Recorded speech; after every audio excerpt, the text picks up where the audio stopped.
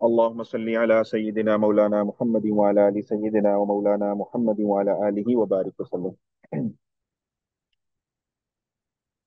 3 हिजरी के कुछ वाकयात का सिलसिला चल रहा है इंशाल्लाह। उसका आज बड़ा वाकया गजवा उहद के हवाले से है, वो आपके सामने इंशाल्लाह आज रखेंगे। कल हमने कुछ गजवात का जिक्र किया था, कुछ सराया का जिक्र किया था जो कि बदर के बाद हुए। उनमें से कुछ एक तो हमारे टॉपिक्स रह गए हैं, उसको हम कवर करते हैं इंशाल्लाह। फिर हम 3 हिजरी के जो सबसे बड़ा वाकया गजवा उहद उसकी तरफ जाएंगे। कल हमने कुछ गजवात का जिक्र किया था, उसमें अब जो बाकी रह गए थे एक गजवा रह गया था और एक सरिया रह गया था, उसका इंशाल्लाह आज तذکرہ कर लेते हैं।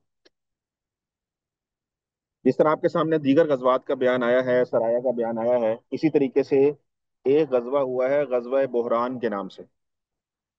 गजवा बहरान हुआ है रबीउल सानी के अंदर, 3 हिजरी का ये वाकया है, जिसमें नबी सल्लल्लाहु अलैहि वसल्लम बनफ्से नफीस खुद आपने शिरकत की है।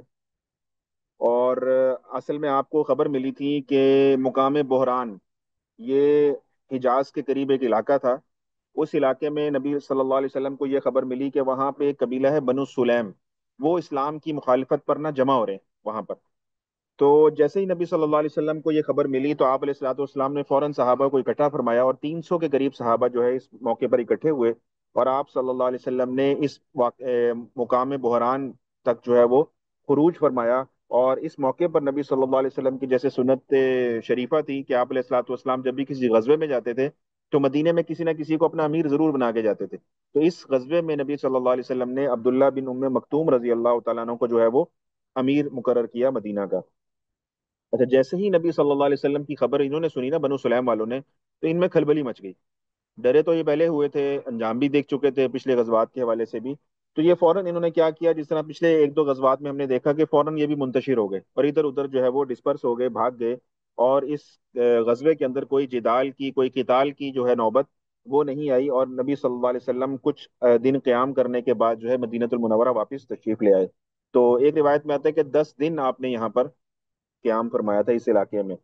बहरहाल इसमें कुछ मुद्दत का इख्तलाफ है, कुछ उलमा सियर ने 10 दिन लिखा है, कुछ ने कम ज्यादा भी लिखी है। तो ये गजवा जो है वो इस बगैर लड़ाई के और बगैर किसी किताल वगैरह के जो है वो वापसी हो गई। तो ये इसका मैप है। और ये मदीनतुल मुनव्वरा है और ये बहरान का इलाका है मक्के की तरफ। मक्का थोड़ा सा नीचे है। तो यहाँ पे ये इस जगह पे नबी सल्लल्लाहु अलैहि वसल्लम ने जो है वो पड़ाव डाला था इस गजबे के अंदर।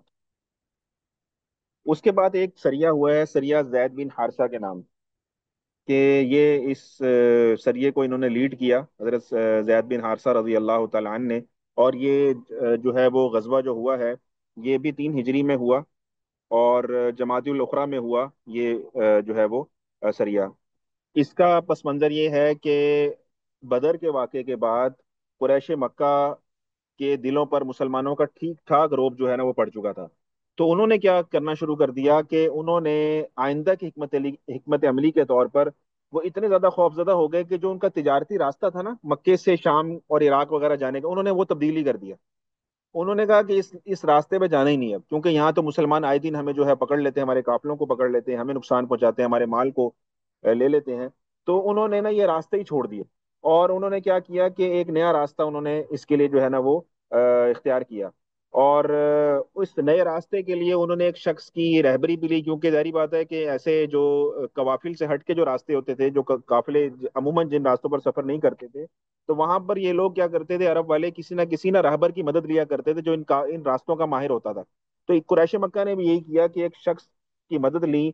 और उसका नाम आता है फुर्रात बिन हयान उजली, ये उस शख्स का नाम है। उस शख्स को जो है वो इन्होंने जो है वो उजरत लेकर उसको अपने साथ लिया कि वो हमें जो है वो बरास्ता इराक जो है ना शाम की तरफ लेकर जाएगा एक नए रास्ते से।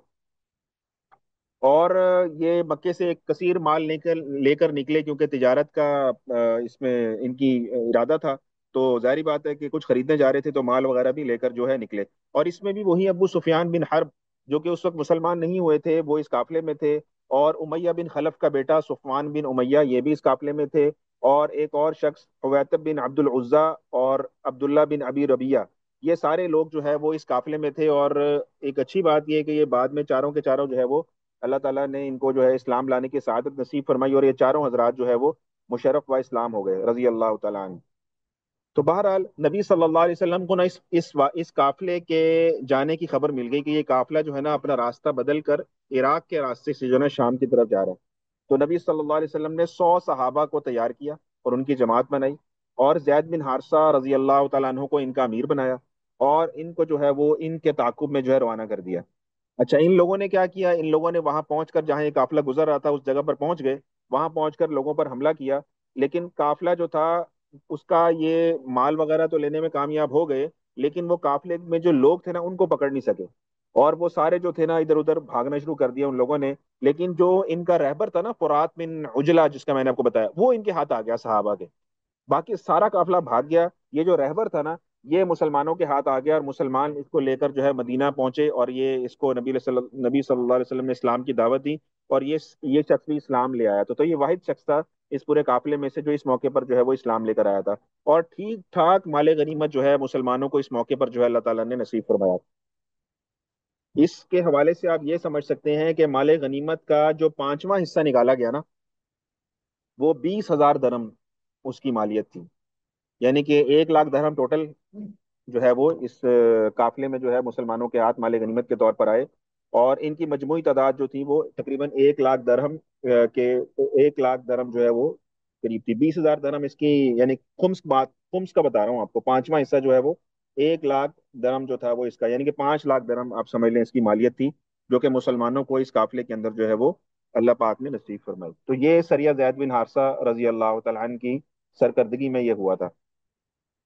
اور یہ اس کا نقشہ ہے سریہ زید بن حارثہ کا، جس میں جو ہے وہ مدینۃ المنورہ سے یہ نکلے ہیں، اور ایک مقام جو ہے وہ قرادہ کی طرف، جو نجد کی طرف ایک علاقہ تھا قرادہ، یہاں پر انہوں نے جو ہے اس قافلے کو جو ہے وہ پکڑا.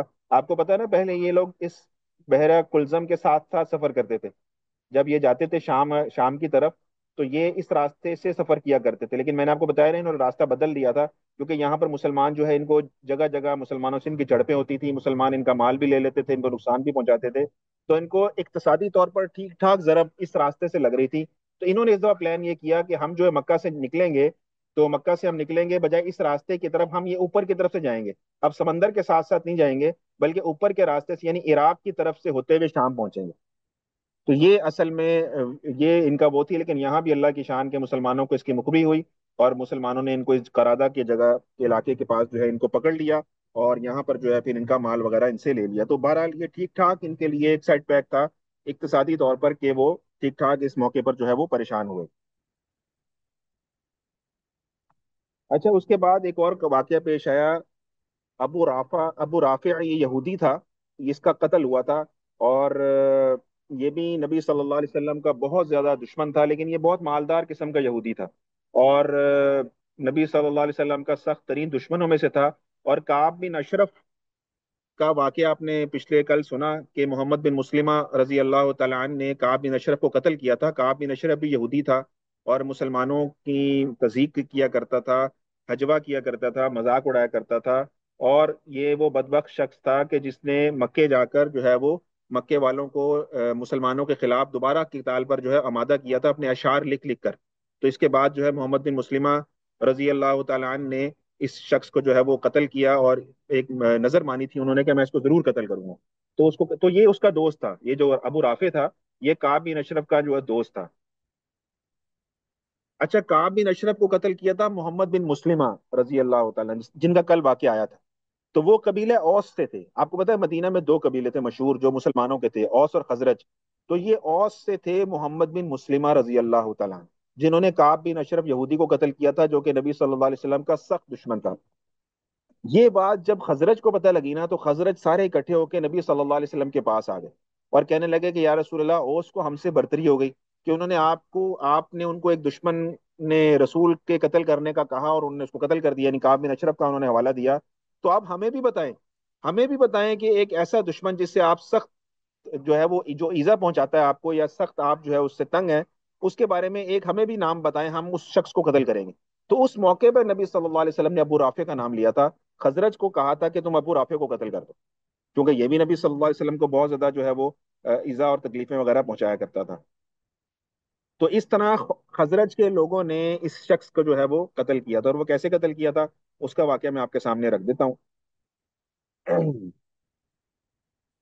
تو خزرج کے جو لوگ نبی صلی اللہ علیہ وسلم کے پاس آئے تھے ان کے ناموں میں سے ایک نام آتا ہے عبداللہ بن عتیق رضی اللہ تعالیٰ عنہ، مسعود بن سنان، عبداللہ بن انیس اور ابو قتادہ، حارث بن ربی اور خزائی بن اسود رضی اللہ تعالیٰ عنہ مجمعین۔ یہ مبارک وہ صحابہ ہیں جن کے نصیب میں یہ سعادت آئی کہ یہ قبیلہ خزرج والوں میں سے تھے، اور نبی صلی اللہ علیہ وسلم کی درخواست پر نبی صلی اللہ علیہ وسلم سے انہوں نے درخواست کی، تو نبی علیہ السلام نے ان کو حکم دیا کہ تم اس کو جو ہے ابو رافع کو قتل کر دو۔ تو بہرحال یہ حضرات جو ہے اس کے قتل کے لیے روانہ ہوئے، ابو رافع کے پاس روانہ ہوئے اس کو قتل کرنے کے لیے، اور عبداللہ بن عتیق رضی اللہ تعالیٰ عنہ کو نبی صلی اللہ علیہ وسلم نے ان پر امیر مقرر کیا کہ آپ ان کے امیر ہیں اس پورے دستے کے۔ تو اور یہ ان کو تاکید کی کہ دیکھو ابو رافع کو ہی قتل کرنا، کسی بچے کو قتل نہ کرنا اور کسی عورت کو کچھ نہ کہنا، یہ نبی صلی اللہ علیہ وسلم کو اضافی تاکید بھی فرمائی۔ بہرحال یہ جماعت الاخرا کا واقعہ ہے 3 ہجری کا، کہ عبداللہ بن عتیق رضی اللہ تعالیٰ عنہ جو تھے وہ اپنے دیگر ساتھیوں کے ساتھ جو ہے وہ خیبر کی طرف روانہ ہوئے، یہ خیبر کے پاس رہا کرتا تھا، تو یہ خیبر کی طرف روانہ ہوئے، اور جب وہاں روانہ ہوئے تو وہاں پہ تقریباً مغرب کے بعد کا وقت تھا، اور لوگ اپنے جانور جو ہے وہ چرانے جاتے تھے جیسے دن میں، تو رات کو مغرب کے وقت جو ہے واپس لانے کی فکر میں ہوتے تھے، تو لوگ اپنے جانوروں کو واپس بھی تقریباً لا چکے تھے۔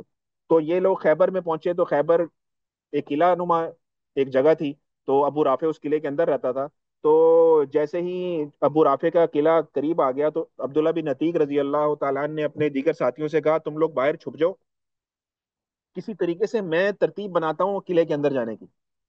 کیونکہ ہوتا یہ تھا کہ مغرب کے بعد جب سارے شہر کے جو لوگ جو باہر گئے ہوتے تھے وہ جب اندر آ جاتے تھے تو پھر قلعے کے اندر سے دروازے بند کر دیے جاتے تھے حفاظتی پیش بندی کے طور پر۔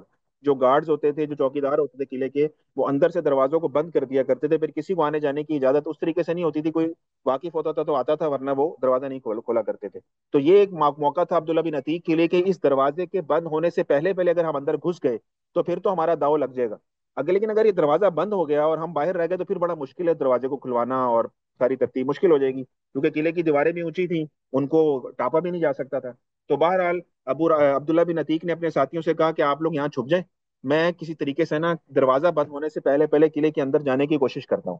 تو انہوں نے کیا کیا کہ یہ دروازے کے قریب جا کر اس حالت پہ بیٹھ گئے جیسے آدمی رفع حاجت کرنے کے لیے بیٹھتا ہے نا، تو یہ دروازے کے قریب جو ہے نا دیوار کے ساتھ منہ کر کے تو اس طریقے سے بیٹھ گئے۔ تو جو جو چوکیدار تھے، پاسبان تھے، یا جو بھی حارث وغیرہ تھے وہاں پہ، انہوں نے یہ دیکھا کہ یہ شخص کوئی اپنا ہی ہے اور کسی حاجت سے بیٹھا ہوا ہے، تو وہ دروازہ جو تھا نا بند کر رہے تھے۔ تو بند کرتے کرتے ان چوکیداروں نے دیکھا کہ ایک شخص ہمارا وہ اپنا ہی سمجھے کہ بیٹھا ہوا ہے، تو اس کو کہا کہ بھائی جلدی اندر آ جاؤ دروازہ ہم بند کرنے لگے ہیں۔ تو یہ فوراً جو ہے وہ اٹھے، یہ تو اسی ترکیب سے بیٹھے ہوئے تھے۔ بہرحال یہ انہوں نے فوراً جو ہے اٹھے اور اپنا منہ انہوں نے ڈھانپا ہوا تھا، تو ان کو چوکیداروں کو پتہ نہیں لگا۔ بہرحال یہ جو ہے وہ قلعے کے اندر جو ہے وہ داخل ہو گئے، اور اس کے بعد انہوں نے جو ہے دروازہ چوکیداروں نے بند کر دیا۔ اب ابو رافع جو یہودی تھا وہ اس کا جو گھر تھا وہ ایک منزل اوپر تھا، وہ بالا خانے میں کہیں رہا کرتا تھا۔ تو ان کی ترتیب یہ ہوتی تھی کہ شام کو جس طرح قصہ گوئی ہوتی ہے یا اس قسم کی اور اونٹ پٹانگ قسم کی محفلیں ہوتی ہیں، تو وہ اس طرح کی محفل کا انعقاد کر رہا تھا۔ تو بہرحال جیسی وہ رات قصہ گوئی چلتی رہی، رات شب نصف شب کے قریب وہ ختم ہوئی، تو لوگ اپنے اپنے جو ہے وہ گھروں میں چلے گئے واپس، اس قلعے کے اندر جو گھر تھے لوگوں کے۔ تو انہوں نے جیسے ہی اس کے بالا خانے سے لوگ واپس گئے تو اس کے بالا خانے کے دروازوں کو بھی اندر سے بند کر دیا گیا، جو اس کے چوکیدار وغیرہ تھے بالا خانے کے، انہوں نے دروازوں کو بھی بند کر۔ ابو رافع جو عبداللہ بن عتیق تھے نا، یہ اس بالا خانے میں پہلے ہی جا چکے تھے، تو یہ اس جگہ پر پہنچ گئے۔ بہرحال جب سارے سو گئے تو یہ اٹھے اور اس طریقے سے جو ہے وہ انہوں نے جو اس قلعے کی چابیاں تھیں اس کا گچھا جو تھا کہیں ان کو نظر آیا، انہوں نے وہ اٹھا لیا اور اتار کر اس کو دروازے کو کھولا جس دروازے سے انہوں نے ابو رافع تک جانا تھا۔ تو وہ دروازوں کو کھولتے رہے، چابیاں ان کے پاس ساری آ گئی، دروازوں کو کھولتے رہے، کھول کے اندر جاتے تھے، اندر سے پھر کنڈی لگا لیتے تھے۔ اور یہ کہتے ہیں کہ میں یہ یوں کرتا تھا، کنڈی اندر سے اس لیے لگاتا تھا کہ اگر باہر والوں کو خبر بھی ہو جائے تب بھی میں اپنا کام مکمل کر دوں گا، اس کے بعد جو میرے ساتھ ہونا ہے ہو جائے۔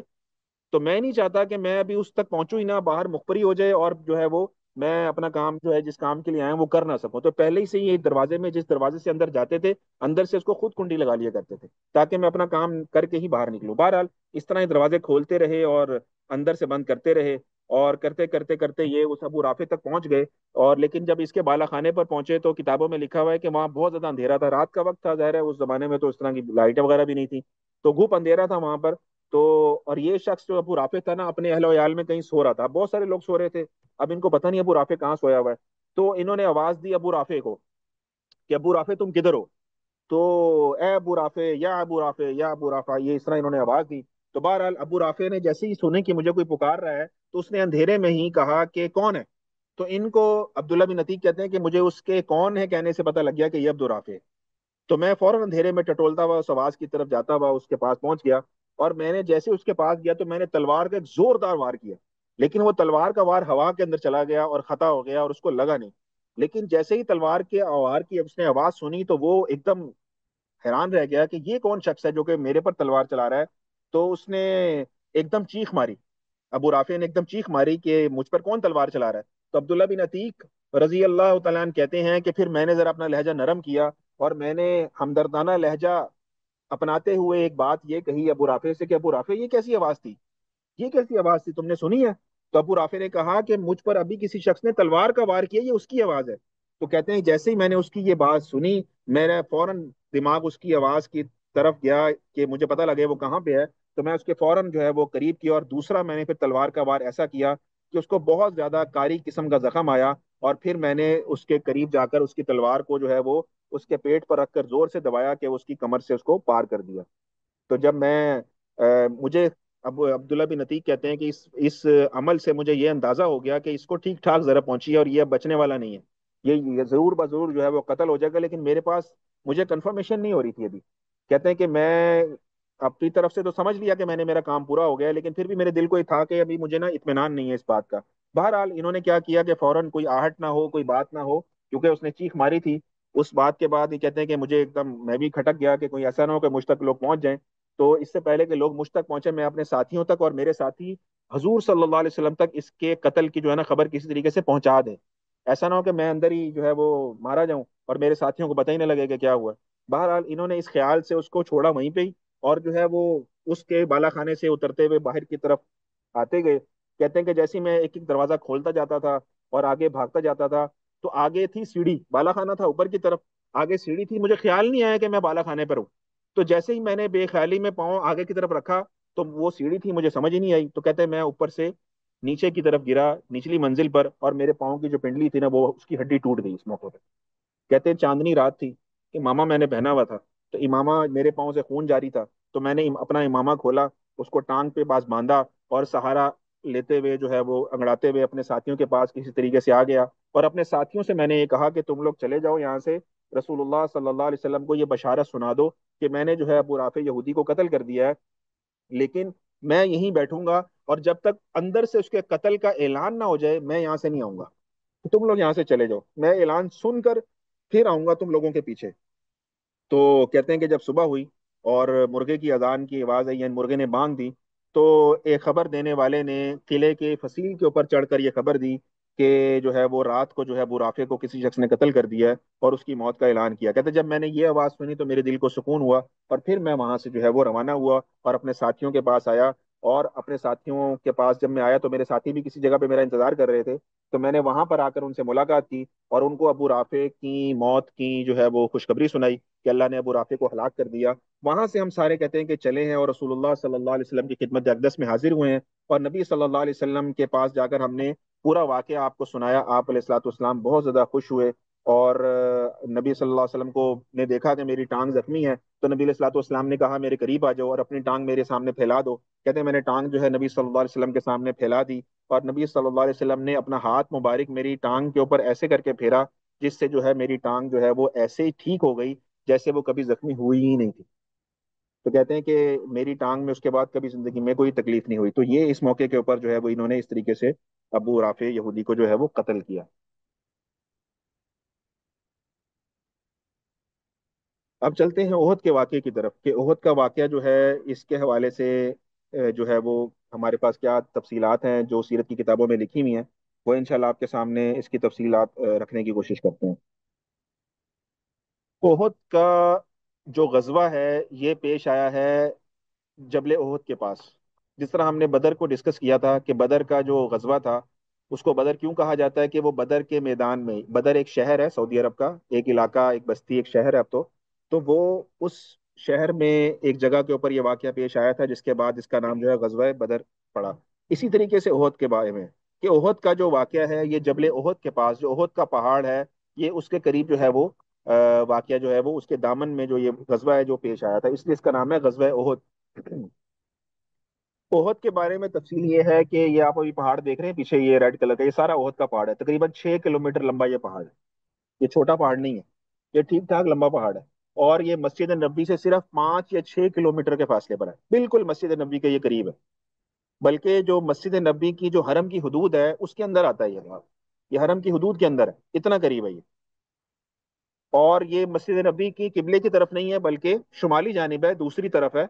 यानी कि अगर आपकी पीठ जो है ओहद की तरफ हो, तो आपका चेहरा जो है मस्जिद नबी की तरफ होगा, यानी किबले की तरफ होगा। तो ये बिल्कुल मस्जिद नबी के करीब है।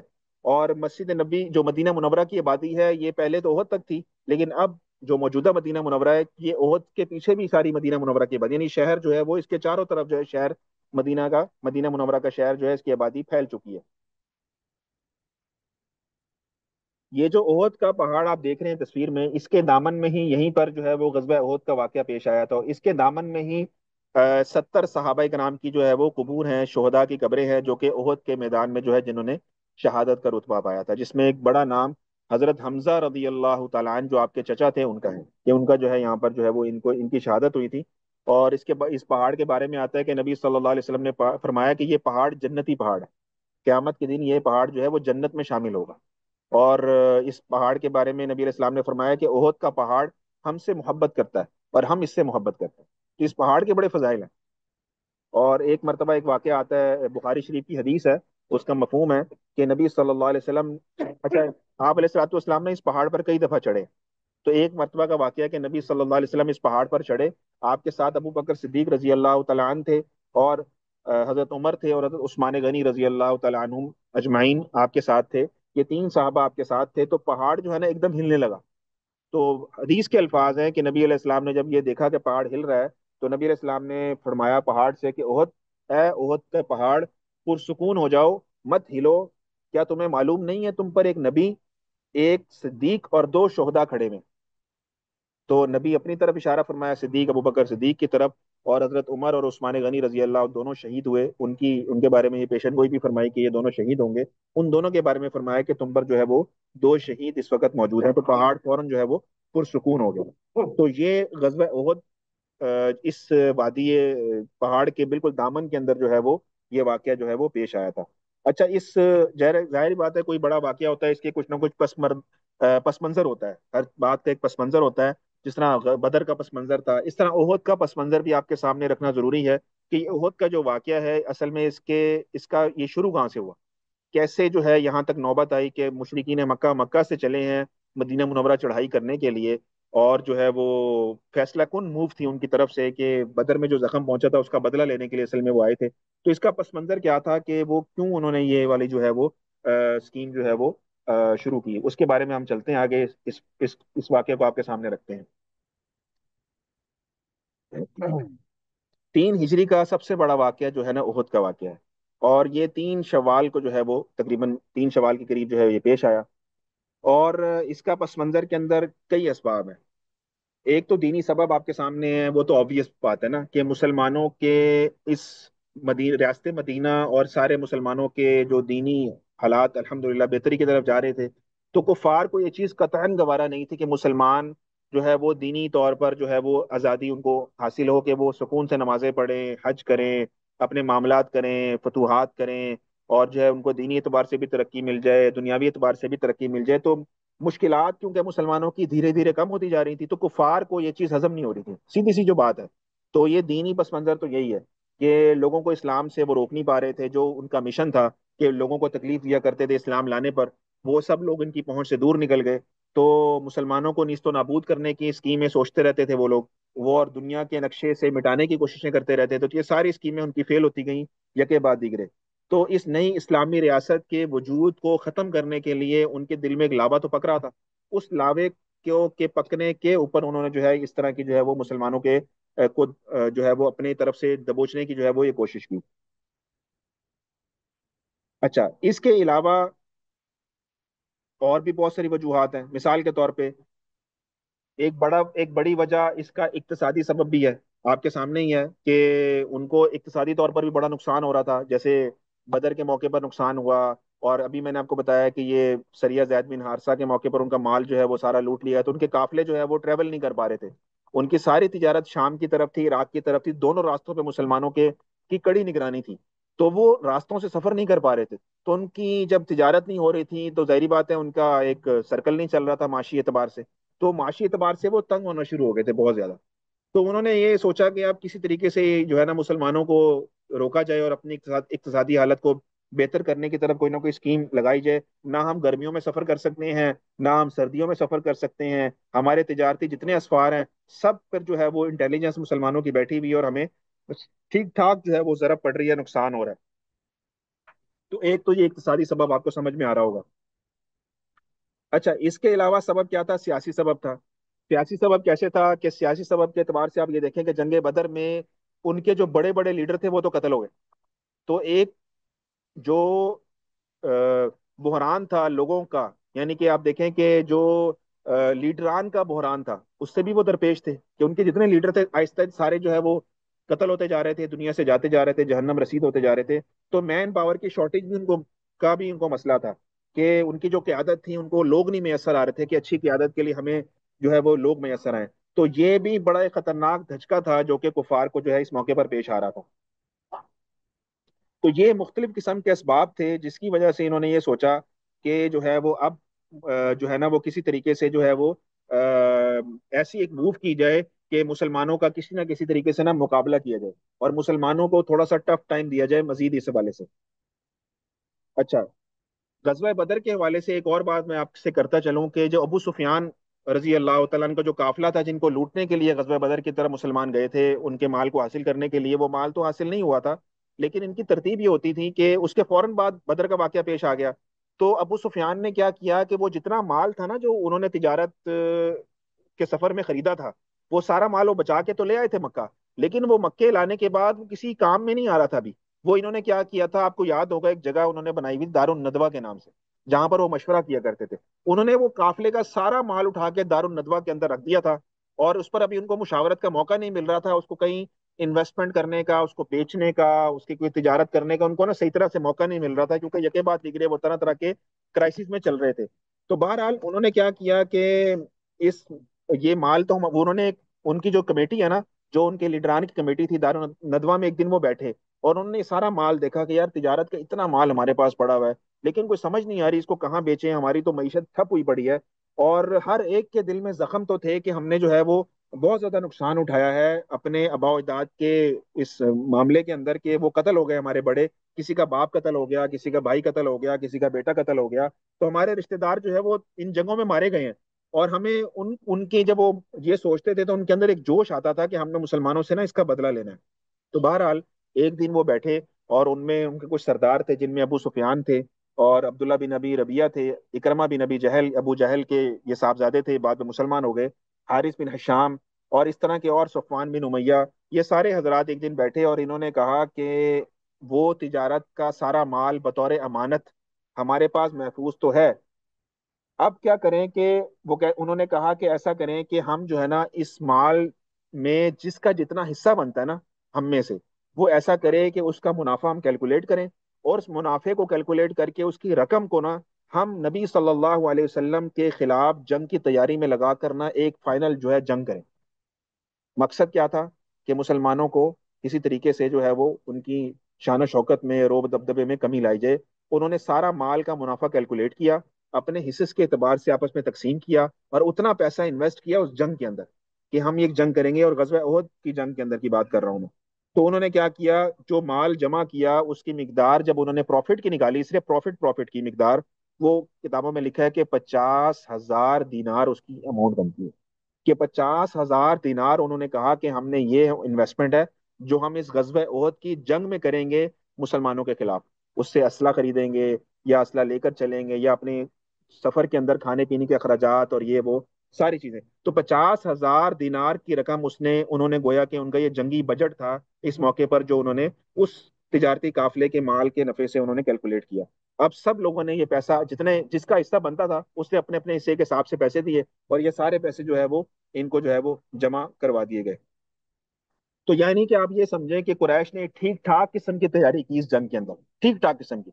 اور आपको मैं दिखाऊंगा अभी कि इनकी तैयारी कैसी थी। उस तैयारी के अंदर इन्होंने औरतों और बच्चों को भी साथ ले लिया इस दफा। इस दफा औरतों को भी अपने साथ ले लिया। औरतों को इसलिए साथ लिया कि औरतें जो थीं वो अशार पढ़ेंगी, हमें जंग के लिए उभारेंगी।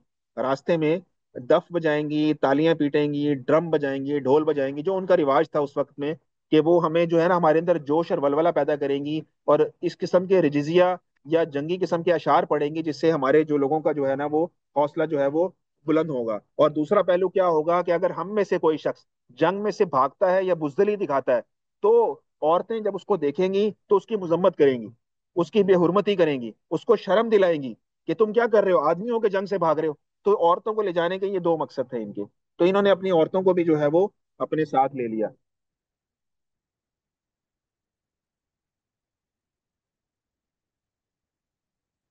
तो कुफार का लश्कर की तादाद आपके सामने आ गई है कि 3,000 लोग इन्होंने इकट्ठे किए इस मौके पर। 3,000 का लश्कर था ये। और जिसमें इनके हमरा औरतें और बच्चे भी थे। 700 जिर्रा पोश इनके पास थे, जो जिरा पहने हुए थे, 700 सवार वो थे। 200 घोड़े इनके पास थे। और 3,000 के करीब इनके पास ऊंट थे। तो ये पूरा एक लश्कर था कुफार का, जो कि गजवा ओद के लिए मक्का से मदीना की तरफ जो है वो उन्होंने जो है वो कूच करने की जो है तैयारी की। अच्छा, इसकी क्यादत कौन कर रहा था? इसकी क्यादत कर रहे थे अबू सुफियान और इकरमा बिन अबी जहल। ये अबू जहल के साहबजादे थे। ये दोनों हजरात बाद में जो है वो मुसलमान हो गए। तो ये इस वक्त इस काफिले को जो है वो कुफार के काफिले को जो है लीड कर रहे थे। इसके अलावा आपको पता है कुरैश की बहुत सारी क्यादत तो वैसे ही दुनिया से जा चुकी थी।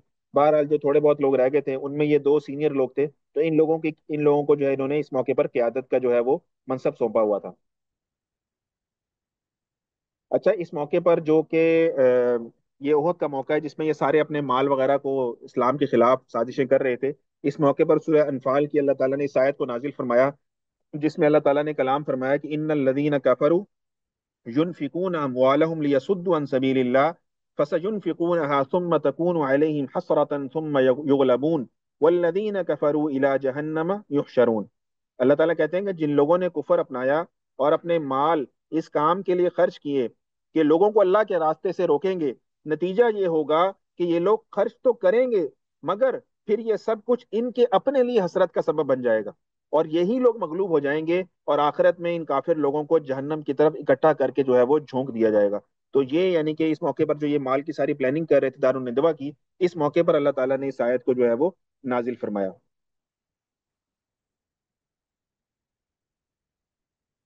बहरहाल 3,000 का ये लश्कर जर्रार एक निहायत कर्रो फर के साथ अबू सुफियान की और इकरमा बिन अबी जहल की क़ियादत में जो है वो ओहद की तरफ रवाना हुआ।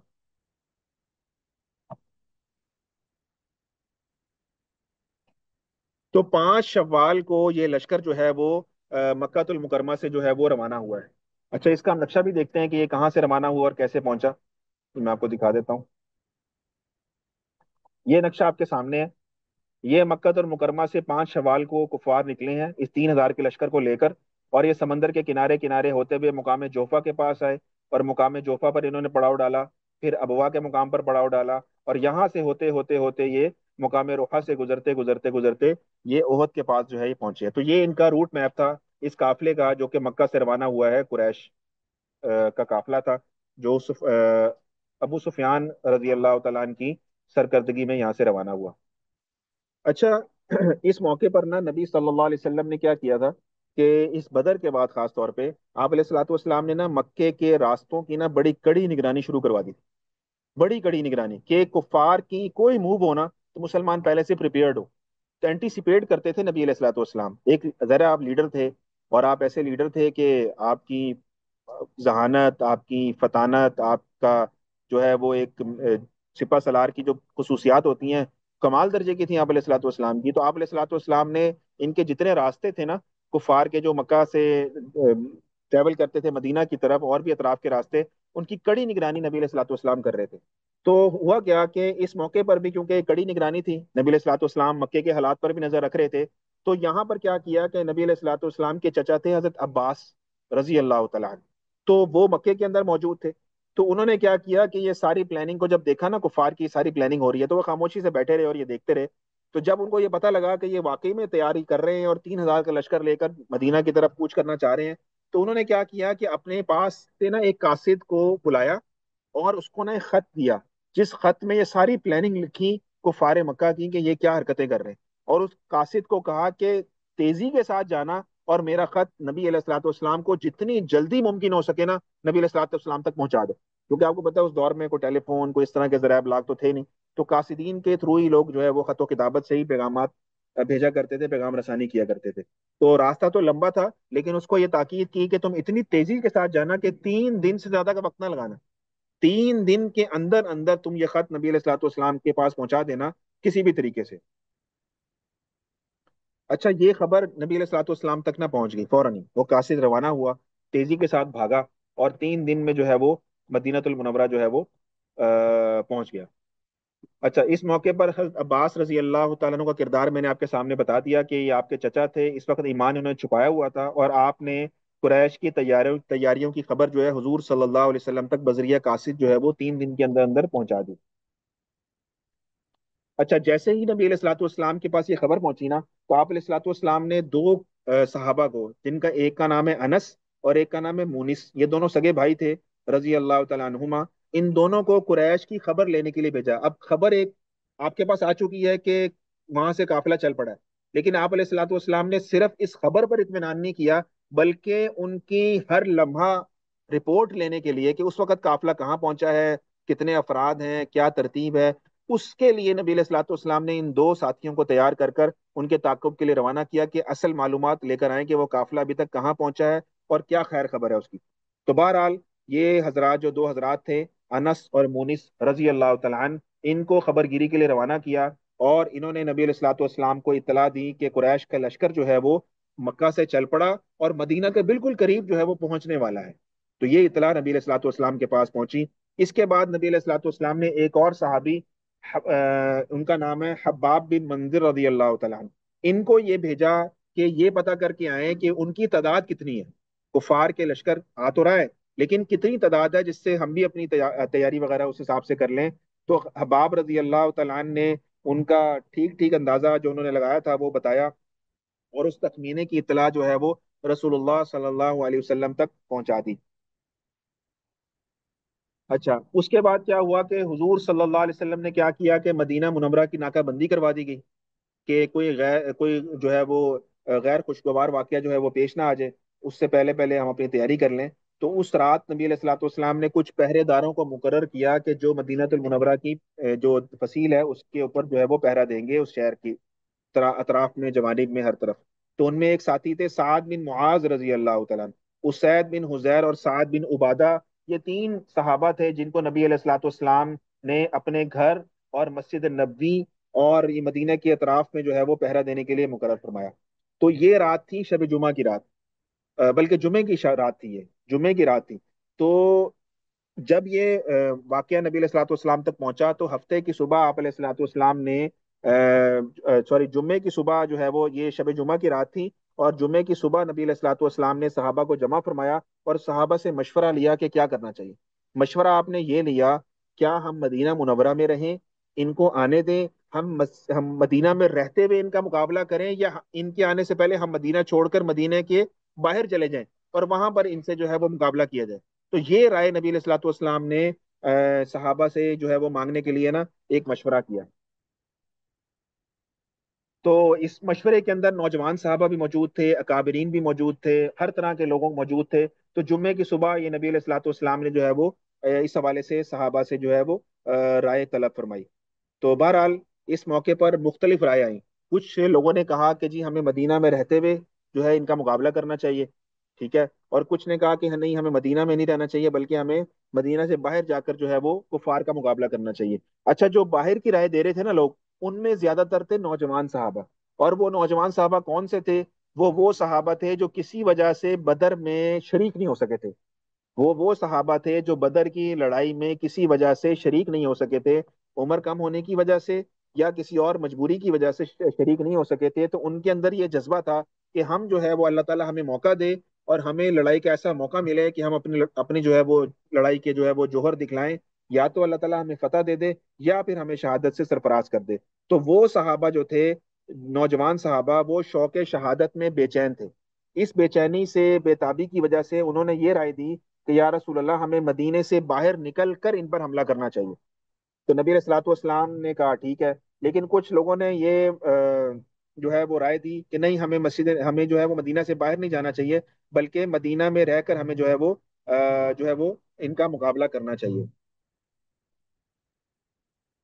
اچھا، کچھ لوگوں نے کہا کہ یا رسول اللہ ہم تو اس دن کے لیے پتہ نہیں کب سے دعائیں مانگ رہے ہیں کہ اللہ تعالیٰ ہمیں جو ہے شہادت کی تمنا ہمارے دلوں کے اندر ہے، اور ہم اللہ تعالیٰ سے کتنی دعائیں مانگتے ہیں روزانہ کہ ہمیں جو ہے وہ شہادت کی جو ہے وہ اللہ تعالیٰ موت نصیب فرمائے. تو ہمیں تو یہ شہادت کی موت اپنے سامنے نظر آ رہی ہے، یہ اعزاز ہمیں اپنے سامنے آتا ہوا نظر آ رہا ہے یا رسول اللہ، اس لیے جو ہے وہ آپ ہمیں موقع دیں اور آپ ہمیں جو ہے وہ حکم دیں کہ ہم جو ہے وہ آپ کی خاطر، اللہ کے دین کی خاطر جو ہے لڑیں. اچھا، اس موقع پر جو ہے وہ حضرت حمزہ رضی اللہ تعالیٰ عنہ نے، اور حضرت سعد بن عبادہ رضی اللہ تعالیٰ عنہ نے، اور نعمان بن مالک رضی اللہ تعالیٰ عنہ مجمعین، ان تین صحابہ نے عرض کیا کہ یا رسول اللہ اگر ہم نے مدینہ میں رہ کر ان کا مقابلہ کیا تو ہمارا دشمن ہم کو بزدل خیال کرے گا کہ یہ لوگ اپنے گھر سے باہر ہی نہیں نکلے. تو ہم نہیں چاہتے کہ ہم پر کوئی بزدلی کا ٹیگ لگے، اس لیے آپ ہمیں مدینہ سے باہر جا کر لڑنے کا حکم دیں کہ ہم مدینہ سے باہر جا کر جو ہے ان کا مقابلہ کریں. اور اس موقع پر حضرت حمزہ رضی اللہ تعالیٰ نے بڑی خوبصورت بات کی. حضرت حمزہ رضی اللہ تعالیٰ نے فرمایا کہ قسم ہے اس ذات پاک کی جس نے آپ پر کتاب نازل فرمائی ہے، میں اس وقت تک کھانا نہیں کھاؤں گا جب تک کہ مدینہ سے باہر نکل کر دشمنوں کا اپنی تلوار سے مقابلہ نہ کر لوں. اور نعمان بن مالک انصاری ایک صحابی تھے، انہوں نے کہا کہ یا رسول اللہ، اے اللہ کے رسول، ہم کو جنت سے محروم نہ کیجیے.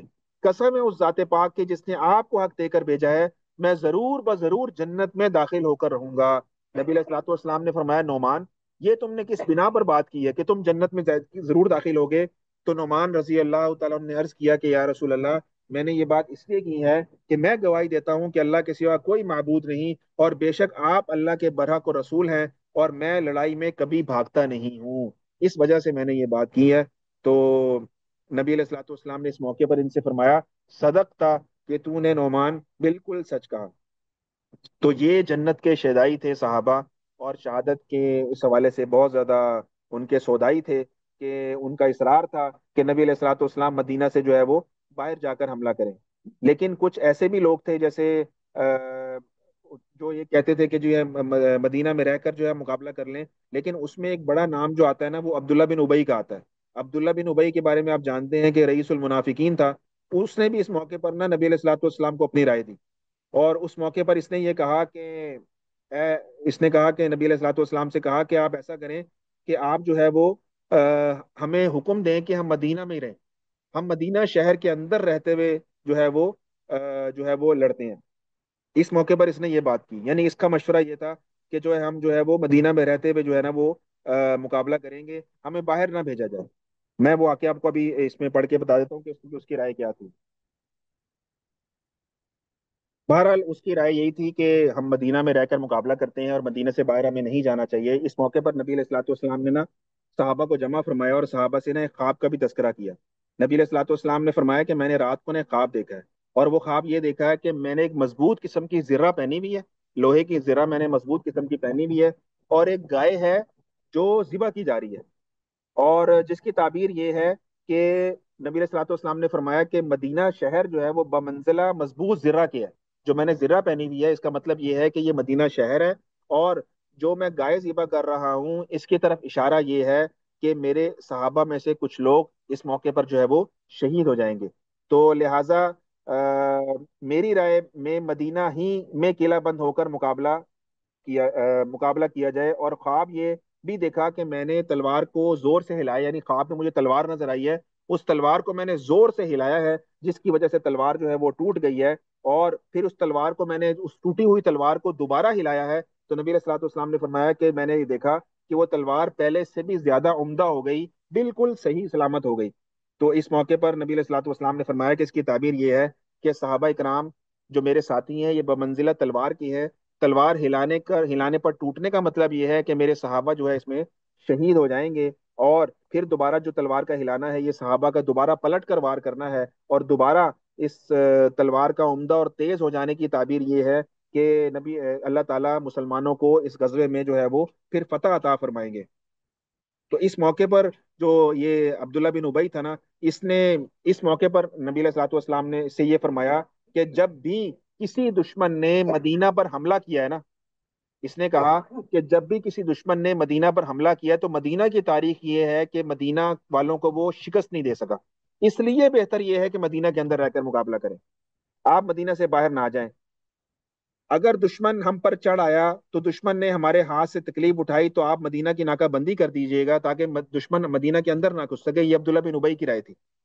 और हम उसका तलवार से मुकाबला करेंगे, जो बच्चे और औरतें हमारे अंदर रह जाएंगी किले में, वो इन पर पत्थर मारेंगी और इनको जो है वो शिकस्त दो चार कर देंगी। तो ये अब्दुल्ला बिन उबई की राय थी। लेकिन इसके मुकाबले में सहाबा की राय ये थी कि नहीं, मदीना से बाहर जाकर जो है वो लड़ना चाहिए, मुकाबला करना चाहिए। तो नबी अलैहिस्सलाम ने तय ये किया कि ठीक है, हम जो है वो बाहर जाकर जो है वो मदीना से बाहर जाकर जो है वो लड़ेंगे। तो नबी अलैहिस्सलाम ने सहाबा को जिहाद की, किताल की जो है इस मौके पर तरगीब दी। तो ये मैंने आपको बताया कि नबी अलैहिस्सलाम का ख्वाब क्या था। फिर अब्दुल्ला बिन उबई से मशवरा हुआ। फिर नबी अलैहिस्सलाम एक हुजरे में तशरीफ ले गए और आपके हुजरे में आपके साथ अबू बकर सिद्दीक रजी अल्लाह तआला अन्हु और हजरत उमर रजी अल्लाह तआला अन्हु इस मौके पर नबी अलैहिस्सलाम के पास थे। और इन्होंने भी जाकर नबी अलैहिस्सलाम ने जब इनसे मशवरा लिया तो इन दो साथियों ने भी यही मशवरा दिया कि यही बेहतर है कि हम जो है वो मदीना से बाहर जाकर जो है वो लड़ें। तो इसलिए नबी अलैहिस्सलाम ने सहाबा को जमा फरमाया और उनको हुक्म दिया कि इकट्ठे हो जाओ और मदीना से बाहर जो है वो जाने की तैयारी करो। और ओहद के मुकाम पर जो है नबी अलैहिस्सलाम ने सहाबा को जो जाने का जो है हुक्म फरमाया।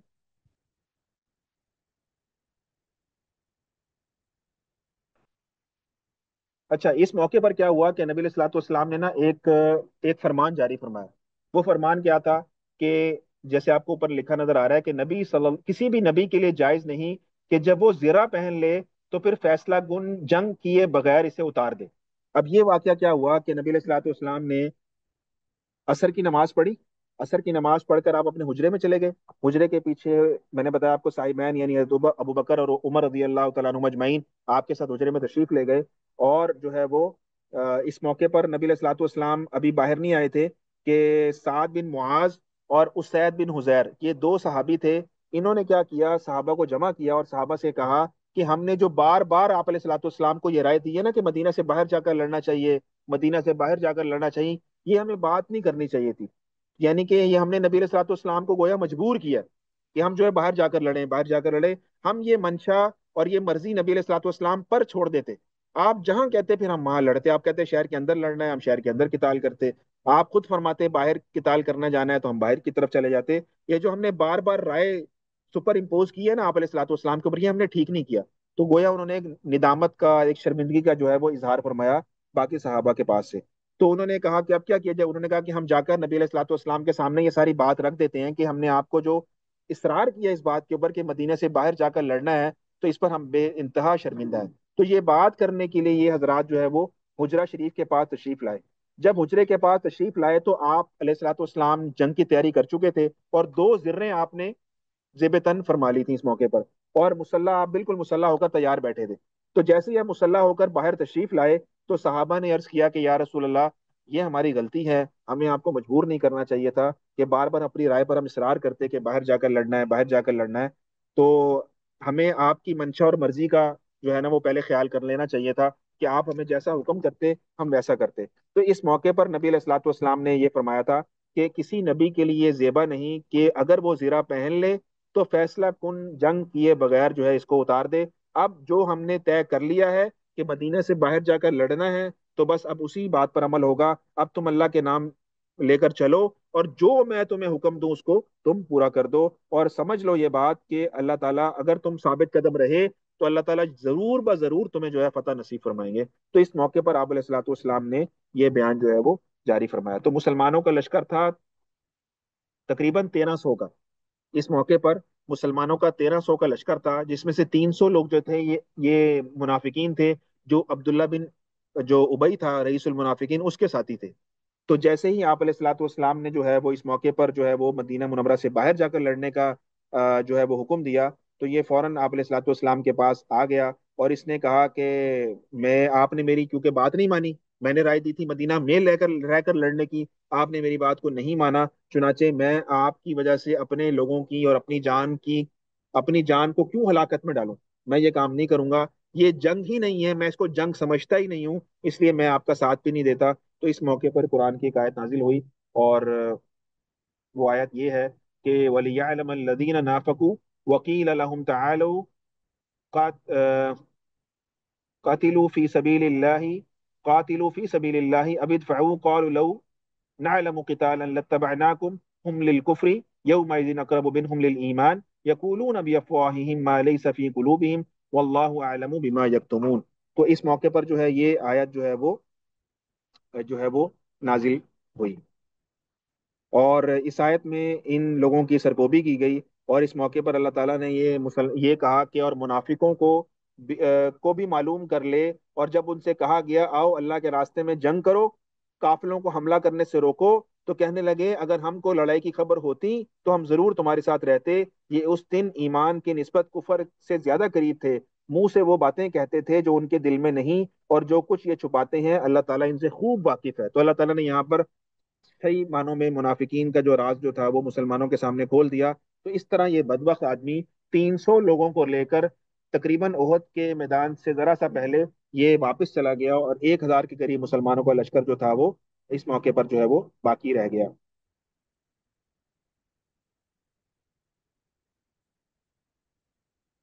تو 11 شوال کو جمعے کے دن عصر کی نماز کے بعد 1,000 صحابہ کے لشکر لے کر نبی علیہ الصلوۃ والسلام جو ہے وہ احد کی طرف روانہ ہوئے، اور شیخین کا ایک مقام آتا ہے، اس مقام پر نبی علیہ الصلوۃ والسلام نے لشکر کا اسی طریقے سے معائنہ فرمایا جس طرح نبی علیہ الصلوۃ والسلام نے، آپ کو یاد ہوگا غزوہ بدر میں بھی مقام روحہ کے مقام پر جو ہے وہ ساتھیوں کا معائنہ فرمایا تھا، اور ترتیب دی گئی تھی جس میں کم سن بچوں کو جو 15 سال سے چھوٹے بچے تھے ان کو نبی علیہ الصلوۃ والسلام نے واپس کر دیا. اسی طرح یہاں پر بھی اللہ کے پیارے نبی صلی اللہ علیہ وسلم نے جب پوری اپنی فوج کی ترتیب بنائی اور اس میں دیکھا کہ جو ہے وہ کچھ چھوٹے بچے بھی ہیں، تو اس موقع پر نبی علیہ الصلوۃ والسلام نے کم سن بچوں کو واپس کر دیا. اچھا، اس میں کچھ بچوں کے نام بھی ہیں. یہ وہ صحابہ تھے جو کہ لڑنا چاہتے تھے، اللہ کے راستے میں قتال کرنا چاہتے تھے، شہید ہونا چاہتے تھے. اس میں ایک عبداللہ بن عمر رضی اللہ تعالیٰ عنہ بھی ہیں. یہ بدر کے موقع پر بھی نبی علیہ السلام نے ان کو واپس کر دیا تھا، اس موقع پر بھی نبی علیہ الصلوۃ والسلام نے ان کو واپس کر دیا تھا، لیکن اگلے سال اس موقع پر بدر کے موقع پر ان کی عمر غالباً 13 سال تھی، اس موقع پر 14 سال تھی، اور خندق کے موقع پر 15 یا 16 سال تھی. تو خندق کے موقع پر انہوں نے پارٹیسپیٹ کیا تھا، لیکن ان دونوں جنگ میں نبی علیہ الصلوۃ والسلام نے کم عمر ہونے کی وجہ سے ان کو واپس کر دیا تھا. اسی طرح سمرہ بن جندب، اسامہ بن زید، زید بن ثابت، ابو سعید خدری، زید بن ارقم اور برا بن عازب، یہ وہ کم عمر صحابہ تھے، مشہور صحابہ میں سے، کہ جن کو جو ہے وہ نبی علیہ الصلوۃ والسلام اس موقع پر جو ہے وہ جنہوں نے اپنے آپ کو پیش کیا تھا. اچھا، اس میں دو ایسے لوگ تھے، دو ایسے خوش نصیب بچے تھے جن کو نبی علیہ الصلوۃ والسلام نے جنگ میں جانے کی اجازت دے دی تھی. وہ کون تھے؟ ان میں ایک کا نام ہے رافع بن خدیج. رافع بن خدیج کیا تھے کہ جب صفیں بن رہی تھی نا، اب آپ ان کا جذبہ دیکھیں کیا تھا. جب صفیں بن رہی تھی نا تو یہ پاؤں کے انگوٹھوں کے بل کھڑے ہو گئے، اپنا قد اونچا ظاہر کرنے کے لیے پاؤں کے انگوٹھوں کے بل کھڑے ہو گئے، اور انہوں نے جو ہے وہ یہ پریٹینڈ کرنے کی کوشش کی کہ یہ بڑے بڑے لوگوں میں سے ہیں، دراز قامت ہیں. بہرحال نبی علیہ الصلوۃ والسلام نے ان کے چہرے کی طرف دیکھا تو آپ مسکرا دیے، اور آپ نے ان کو جنگ میں جانے کی اجازت دے دی، اور ان کے بارے میں یہ بھی فرمایا کہ یہ بڑے اچھے تیر انداز ہے. یہ بچہ جو ہے یہ بہت اچھا تیر انداز ہے، یہ زبان رسالت سے وہ کلمہ ان کے بارے میں جو ہے نبی علیہ الصلوۃ والسلام نے ارشاد فرمایا. اچھا، جب ان کو اجازت مل گئی نا رافع کو، تو اس میں ایک نام آ رہا ہے بچے کا، سمرہ بن جندب. یہ سمرہ بن جندب نے کیا کیا؟ سمرہ بن جندب نے دیکھا کہ ابو رافع کو تو اجازت مل گئی ہے، تو یہ اپنے والد کے پاس گئے. ان کے والد کا نام تھا مرئی بن سنان، مرئی بن سنان رضی اللہ. یہ اپنے باپ کے پاس گئے، اپنے والد کے پاس گئے، اور اپنے والد سے کہا جی رافع کو تو اجازت مل گئی ہے، مجھے کیوں نہیں مل رہی؟ میں اور وہ ہم عمر ہے، تو اس کو اجازت مل گئی ہے، مجھے کیوں نہیں ملی؟ آپ نبی علیہ الصلوۃ والسلام سے نا بات کریں کہ میں نے بھی جنگ لڑنے جانا ہے. اب آپ یہ دیکھیں یہ بچوں کا جذبہ، کوئی پکنک پہ نہیں جا رہے تھے، کوئی سیر سپاٹے کے لیے نہیں جا رہے تھے، بلکہ جنگ کے لیے جا رہے تھے. یہ بھی کبھی امکان تھا کہ شاید زندہ واپس ہی نہ آئے. تو لیکن بچوں کا آپ جذبہ دیکھیں اس موقع پر کیا تھا کہ انہوں نے اپنے والد سے کہا کہ میں بھی جو ہے نا وہ جنگ میں جانا چاہتا ہوں، آپ نبی علیہ الصلوۃ والسلام سے بات کریں. تو ان کے والد نے کہا بھائی رافع کو اللہ کے نبی نے اجازت دے دی ہے، ہو سکتا ہے تجھے نہ دے اجازت، زبردستی تو ہم نہیں کر سکتے. تو انہوں نے عرض کیا کہ اے ابا جان آپ ایسا کریں، نبی علیہ الصلوۃ والسلام سے یہ کہیں کہ میری اور جو رافع بن خدیج ہیں ان کی نہ کشتی کروا لیں، ان کی ریسلنگ کروا لیں، ان کی لڑائی کروا لیں. اگر میں نے ان کو پچاڑ دیا تو پھر مجھے جانے کی اجازت مل جائے گی. آپ یہ پیشکش رکھے نبی علیہ الصلوۃ والسلام کے سامنے. تو اس موقع پر ان کے والد گئے آپ علیہ الصلوۃ والسلام کے پاس، اور آپ کو کہا کہ یا رسول اللہ، آپ نے رافع کو اجازت دے دی یا سمرہ کو اجازت نہیں دی؟ حالانکہ میرا بیٹا جو سمرہ ہے، سمرہ بن جندب، یہ رافع کو نا شکست دے سکتا ہے اگر آپ ان دونوں کی کشتی کروائیں. تو نبی علیہ الصلوۃ والسلام نے کہا بالکل ٹھیک ہے. تو نبی علیہ الصلوۃ والسلام نے رافع کی اور سمرہ بن جندب کی کشتی کروائی. تو سمرہ رضی اللہ تعالیٰ عنہ نے رافع رضی اللہ تعالیٰ عنہ کو اس کشتی کے اندر نہ پچھاڑ دیا، جس کی وجہ سے نبی علیہ الصلوۃ والسلام نے سمرہ بن جندب رضی اللہ تعالیٰ عنہ کو بھی جنگ میں جانے کی اجازت دے دی. تو یہ جذبہ تھا اس موقع پر بچوں کا، آپ نے دیکھا. اور اس موقع پر آپ نے دوسری پکچر بھی دیکھی کہ منافقین کا جذبہ کیا تھا، کہ وہ لڑنا نہیں چاہتے تھے اور ہر قیمت پہ جو ہے اپنی جان بچانا چاہتے تھے، اور طرح طرح کے بہانے تراشتے ہوئے وہ جو ہے انہوں نے اس موقع پر جو ہے وہ کنارہ کشی اختیار کی. تو میں ابھی انشاءاللہ یہاں سے ہم روکیں گے سبق، اور یہاں انشاءاللہ نیکسٹ ٹائم کریں گے. بس آپ کو تھوڑا سا رکشہ دکھانا ہے ابھی، اور پھر بات مکمل کرنی ہے. یہ ایک پکچر سی ہے، ریئل پکچر تو نہیں ہے، لیکن ایک وہ پکٹوریل ڈائگرام بنائی ہے جبل احد کے حوالے سے، کہ آپ کو تھوڑا سا سمجھ آ جائے واقعہ کیا تھا. اور یہ احد کا پہاڑ ہے پورا، اور مسلمانوں نے اس کے دامن میں اس طریقے سے پناہ لی ہے کہ ان کی پیٹھ جو تھی وہ پہاڑ کی طرف تھی، اور ان کا جو فرنٹ تھا، سینہ تھا، وہ جو ہے وہ مسجد نبی کی طرف تھا. تو مسجد نبی کی ڈائریکشن یہ سامنے کی طرف ہے. تو یہاں پر مسلمان اس طریقے سے تھے کہ بیک سائڈ پہ ان کے پہاڑ کی طرف سے ایک ان کو اوٹ ملی ہوئی تھی، جو کہ ان کے لیے ایک محفوظ قلعے کا کام کر رہی تھی. اور مشرقین جو تھے یہ سامنے کی طرف سے آئے، مکے کی طرف سے آنے والا راستہ یہ سامنے کی طرف سے تھا. تو مشرقین نے ان کے سامنے یہاں پڑاؤ ڈالا تھا. اور یہاں پر ایک چھوٹا سا آپ کو ایک ٹیلا سا نظر آ رہا ہے. یہ ٹیلا جبل روما کہلاتا ہے، اور جبل عینین بھی کہلاتا ہے. یہ دونوں نام اس ٹیلے کے ہیں. اس ٹیلے کا ذکر بھی انشاءاللہ تعالیٰ کل اگلی کلاس میں آئے گا، اگلے ہفتے کی کلاس میں انشاءاللہ تعالیٰ آئے گا، کہ اس ٹیلے کے اوپر نبی علیہ الصلوۃ والسلام نے 50 تیر اندازوں کا دستہ مقرر کیا تھا، اور 50 تیر اندازوں کو مقرر کر کر ان پر ایک امیر بنایا تھا.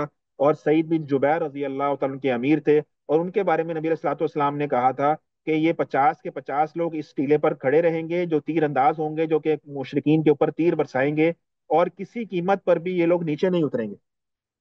ان کے بارے میں نبی علیہ الصلوۃ والسلام نے کیٹاگوریکلی بتایا تھا کہ اگر ہمیں فتح ہو یا شکست ہو، تم نے نیچے نہیں آنا. اگر تم یہ دیکھ لو کہ ہمیں فتح ہو گئی ہے اور ہم مال غنیمت اکٹھا کر رہے ہیں، تب بھی تم نے نیچے نہیں آنا.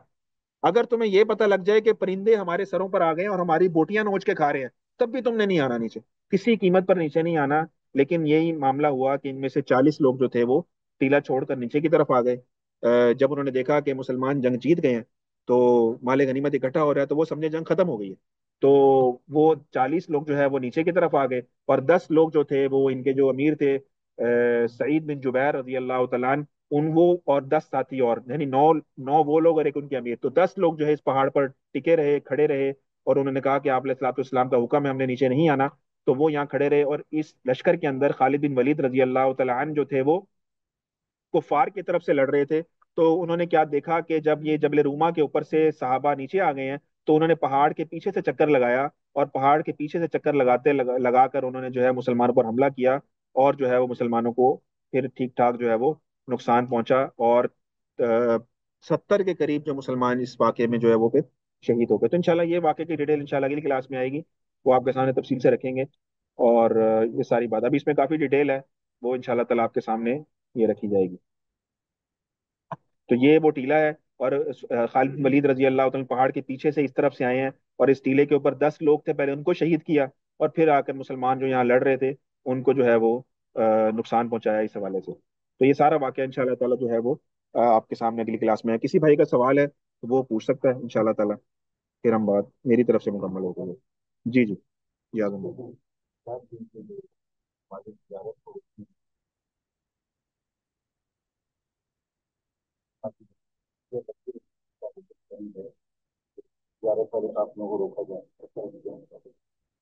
اعظم بھائی نے سوال بڑا پیارا کیا ہے کہ یہ تجارتی قافلوں کو جو مسلمان بار بار حملہ کر رہے تھے، اور یہ جو چھاپا مار کارروائیاں کر رہے تھے، تو اس کا جواز کہاں سے ملتا ہے؟ کیا قرآن کی کوئی آیت ہے، یا اس حوالے سے کوئی جو ہے وہ بات کی جائے؟ آپ یہ دیکھیں کہ یہ کاروائی جتنی بھی ہوئی ہے، جتنے بھی قافلوں کو کے اوپر چھاپا مار کارروائیاں مسلمانوں نے کی ہیں، یہ نبی علیہ الصلوۃ والسلام کا براہ راست حکم تھا. اور نبی علیہ الصلوۃ والسلام کیونکہ نبی تھے، اور نبی کے اوپر ڈائریکٹ وہی آتی ہے، تو گویا اللہ تعالیٰ کی طرف سے مسلمانوں کا یہ حکم تھا کہ آپ جو ہے کفار کو جو ہے نا اقتصادی طور پر نقصان پہنچائیں. یہ ہم نے پہلے بھی کافی ڈیٹیل میں بات کی ہے کہ جنگ ایک طریقے سے نہیں لڑی جاتی. کسی بھی دشمن کے خلاف ایک ہی طرح کی اسٹریٹجی نہیں ہوتی کہ آپ نے توپے، بندوقیں، ٹینک اور ایئر کرافٹ لے کر جو ہے وہ لڑنا ہے. اقتصادی طور پر بھی جنگ لڑی جاتی ہے، مینٹلی طور پر بھی لڑی جاتی ہے، نظریاتی طور پر بھی لڑی جاتی ہے، اور یہ اس طرح ٹینجیبل چیزوں سے بھی لڑی جاتی ہے. تو جب جب دیکھ رہے تھے مسلمان اس موقع پر کہ کفار ان کے خلاف بھرپور تیاری کر رہے ہیں، وہ اسلحہ بھی خرید رہے ہیں، وہ اپنا جو مال تجارت ہے اس سے جو ہے وہ ایسے چیزیں اکٹھی کر رہے ہیں کہ کل کو ان کی پلاننگ ہے کہ مسلمانوں کو کوئی بڑی ضرب لگائی جائے. تو اس نہج پر پہنچنے سے پہلے کہ کفار اتنے طاقتور ہو جائیں معاشی اعتبار سے اور یہ عددی اعتبار سے یا اس مادی اعتبار سے اتنے طاقتور ہو جائیں کہ وہ مسلمانوں کے خلاف ایسی کاروائی کریں کہ مسلمان اس کو جو ہے وہ پھر سہ نہ سکے، اس سے پہلے پہلے اللہ تعالیٰ کی طرف سے نبی صلی اللہ علیہ وسلم کو یہ حکم آتا تھا کہ فلاں قافلہ فلاں جگہ سے جا رہا ہے، آپ اس قافلے کو پکڑ لیں. کیوں؟ کہ وہاں پر جو ہے وہ ان کا جو مال ہے اس سے وہ کچھ ایسا اسلحہ خریدنے جا رہے ہیں، ایسے مہلک ہتھیار خریدنے جا رہے ہیں جو کل کو آپ کے خلاف استعمال ہو سکتے ہیں. تو اس سے پہلے کہ وہ خریدیں ہتھیار اور اس کے بعد ہم ان کا مقابلہ کریں، آپ ان کو خریدنے سے پہلے ان کا کلا کما کر دیں. تو یہ بہت سارے ایسے محرکات تھے جس کی وجہ سے نبی صلی اللہ علیہ وسلم نے ایسی کاروائیاں کی ہیں. پھر یہ ایک طرفہ کی بات نہیں ہے، آپ دوسری طرف بھی دیکھیں کہ مکے کے اندر جب مسلمانوں کو ہجرت پر مجبور کیا گیا تو ان کا سارا مال لوٹ لیا گیا. تو کفار نے سب سے پہلے یہ کام تو کفار نے خود شروع کیا تھا کہ مسلمانوں کا مال لوٹتے تھے، مسلمانوں کو اقتصادی طور پر نقصان پہنچانے کی ہر طرح سے کوشش کیا کرتے تھے. تو یہ جو چھاپا مار کاروائیاں تھیں یہ پہلے کفار کی طرف سے شروع ہوئی تھیں، اور مسلمانوں نے ایز اے ڈیفینسو اپروچ رکھتے ہوئے اس کے بعد یہ کام شروع کیا. اور وہ بھی براہ راست اللہ کا حکم تھا جو کہ نبی علیہ الصلوۃ والسلام کو بطور وہی مل رہا تھا کہ آپ جو ہے ان علاقوں میں جائیں اور یہاں یہاں جا کر جو ہے وہ مسلمانوں کے قافلوں کو جو ہے وہ نقصان پہنچائے. پھر آپ ایک اور بات دیکھیں، آخری بات، جتنے بھی میں نے آپ کے سامنے غزوات رکھے ہیں یا سرائے رکھے ہیں جس میں مسلمانوں نے کفار کے مال کو لوٹنے کے لیے چھاپا مار کاروائیاں کی ہیں، وہ سارے کے سارے قافلے کہاں سے آ رہے تھے؟ مکے سے آ رہے تھے. کوئی ایک غزوہ، کوئی ایک سریہ مجھے آپ یہ بتا دیں کہ مسلمانوں نے قریش کے علاوہ کسی قافلے کا مال لوٹا ہو. اگر مسلمان مال لوٹنے کے اتنے دل دادا تھے، یا یہ اعتراض ہوتا ہے مستشرقین کی طرف سے کہ مسلمان تو لوگوں کا مال لوٹتے تھے، نعوذ باللہ ڈاکے مارا کرتے تھے، تو ان کا جواب ہم لوگ یہ دیتے ہیں کہ بھائی ڈاکہ جب کوئی ڈاکو مارتا ہے نا پھر وہ تمیز نہیں کرتا کہ یہ قافلہ مکے سے آ رہا ہے کہ مدینے سے آ رہا ہے کہ شام سے آ رہا ہے کہ عراق سے آ رہا ہے، یہ کس قبیلے کا ہے کس کا نہیں ہے. پھر یہ تمیز نہیں کرتا ڈاکو. ڈاکو تو ہر ایک کو روٹ لیتا ہے. لیکن مسلمانوں کی کیٹاگوری کے لیے جتنے غزوات میں نے آپ کے سامنے رکھے ہیں، جتنے سرایہ رکھے ہیں، اس میں مسلمانوں نے جتنوں کا بھی مال حاصل کرنے کے لیے ساری مووز کی ہیں، وہ ساری کی ساری وہ لوگ مال لے کر یا تو جا رہے تھے یا آ رہے تھے جو قریش سے تعلق رکھتے تھے، جو مکہ سے تعلق رکھتے تھے. کیوں؟ کہ اس لیے کہ مسلمانوں کو یہ اچھی طریقے سے اندازہ تھا کہ اگر مکے کے مشرقین کے پاس یہ اقتصادی طاقت آ گئی کہ مسلمانوں کو نقصان پہنچانے کے لیے ان کے اندر اتنا مادی چیزیں اکٹھی کر لیں، تو پھر یہ ڈائریکٹ ہم سے جنگ کریں گے اور ہمارا مقابلہ کریں گے. تو اس لیے مسلمانوں نے کیٹیگوریکلی صرف انہی قافلوں کو ٹارگٹ کیا. اس کے علاوہ ایک واقعہ پوری سیرت میں نہیں دکھا سکتے کہ مسلمانوں نے کسی بے گناہ کا مال لوٹا ہو یا کسی ایسی ایرے گہرے کا مال لوٹ لیا ہو. قطعاً ایسی بات نہیں ہے. تو میرا خیال ہے یہ جواب آپ کے پاس آ گیا ہوگا.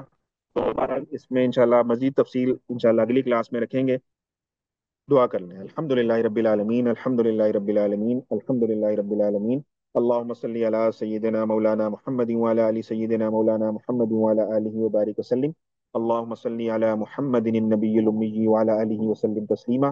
اللهم صل على محمد النبي الأمي وعلى آله وسلم تسليما. وصلى الله تعالى على خير خلقه محمد وآله وأصحابه أجمعين برحمتك يا أرحم الراحمين.